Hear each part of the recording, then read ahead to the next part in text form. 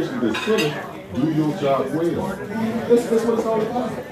You can't run a 2-minute offense, practice it doing 5 6 days a week, and then come on Sunday with that same tempo and execute. Be tired. I might have energy to do it the first 2 or 3 quarters, but then the defensive mind and the people that are planning game planning, they're going to play fundamental style football. You go forward, I'm going to go forward. You go sideways, I'm going to go sideways. That's a 2-minute offense. Fred, when a defense is on the field, I use this game against the Redskins as the example, 86 snaps. 86 snaps. Now, guys like Fletcher Cox, 75 snaps. We're talking the big body guys. A lot of snaps. As an offensive player, you were a tight end. Do you see your defense out there an awful lot and you say, you know what, we just need to string together a couple first downs and give those guys a blow so they're not playing that many snaps and they're gathering themselves before they go back out. Is that a conversation that is happening on the sideline? Now, Coach Belichick, Coach Parcells, we're looking at that. We're looking at the same person. We're going to now get our tight ends. We're going to shrink. We're going to shrink this. We're going to shrink this formation. I'm going to put my hands in it, and I'm going to run the same plays. I'm going to utilize my tight end. Little window dressing. A little window dressing. Yeah, a little window dressing. Then now I'm going to get my lineman that was so last year was getting holes for Shady, and he was hitting them holes. Now I'm going to let my lineman get an identity. I'm going to let them get a little louder. And we're going to lay on them, and we're going to get this magnificent all-leading rusher, his carries, and we're going to build that team around him, not around the coaching staff. I'm going to build this team around him, and then we're going to complement that by putting plays in that's going to make him open and make him feel his very best. You know what really stood out to me this week, and all these things we're talking about that I found concerning, talking about the talent, scheme, execution, all this stuff. You know, Chip spun this narrative on Monday at the press conference about how the Eagles had made 2 more kicks, they could have been 3-1. Which is accurate, okay? No, it isn't.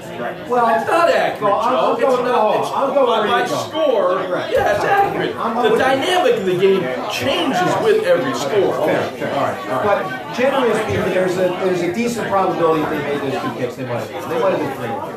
But I found his lack of wisdom astounding in putting that out there. Because anybody that has seen these games that thinks that the success or failure of this franchise moving forward, defined by how good or not good they are, is about 2 kicks that they missed in these first 4 games, is wildly missing the fact, that they've got issues everywhere. And I found it really concerning, guys, that Chip put out there, hey, we make 2 kicks for 3-1. Like, dude, don't even think that. Don't even say it, let alone don't even go. And I know you lose the game. You're 1-3. No one's happy. But I say this all the time, Joe. I know we want to win. That's what it's all about. But I'd like to see improvement. You know, if you lost to the Redskins and say, you know, they had an unbelievable game. Their defense was phenomenal. Kirk Cousins was unbelievable. You know, Pierre Garçon was rolling. And you lost. And you say, man, they were just a better team. You know, you can live with that if you saw good things happening, improvement in the football team. But that's not what is happening. These are losing to inferior football teams. So it takes away our hope that, oh, we're going to turn this around. Oh, we just need a made kick, a made extra point. It is so far from that. I mean, I don't need to go to NFL Films and look at each play 10 times. When I watch the game on TV with all my ESPN colleagues, we all see the same thing. And it's instantaneous. What are we doing? What's going on? Why is there penetration? Why are guys getting open?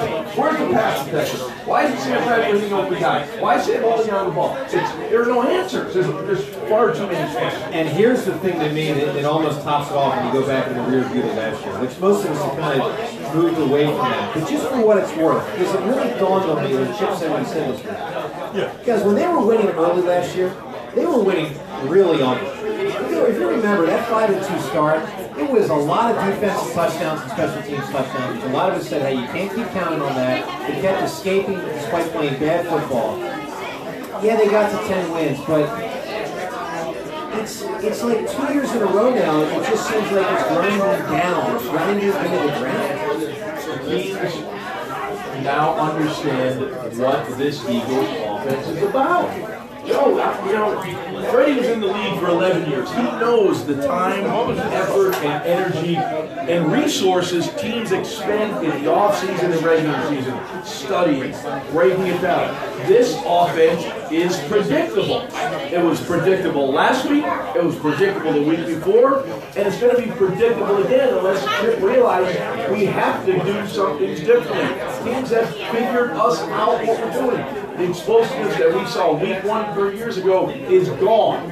So success in the NFL over the long term is about the ability to adapt to the circumstances. If this team doesn't adapt, they'll continue to lose. Unfortunately. And you can't adapt to it because the offense, it allows you to run the same plays. You run the same plays, the same people, and you can't block it.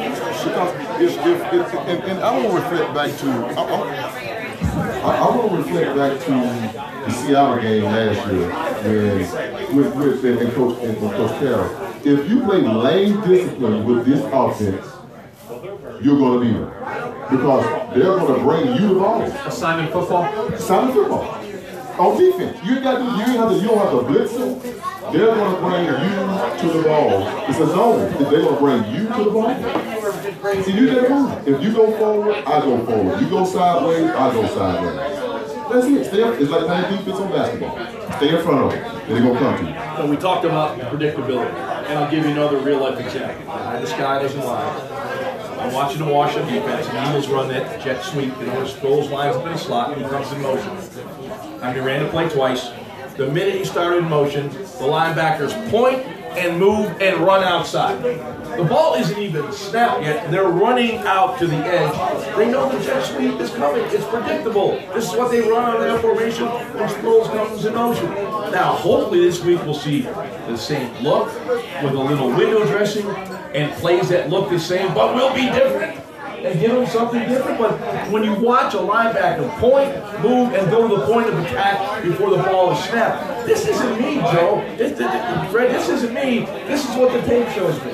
When you look at it consistently, it's predictable on what they're doing offensively. Guys, I had a class in high school where, as the year started, we had the answer to every single question, every single test that year. We all got A's, okay? Just being honest with you. We all got A's. It's like the defense knows what's coming so dramatically that they can just shut down.